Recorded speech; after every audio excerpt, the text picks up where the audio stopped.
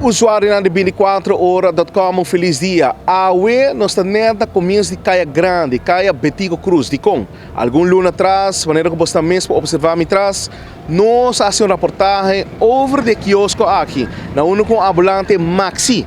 De sunco apoderar full quiosco aqui e nós questionar que dia também assim algo. Well, algum luna se passa, pero deve a dar ordem para subcontrato não desmantelar o quiosco aqui por completo. E maneira como me está uma vista que tem na única ambulante tem turso com um personal puniki nana.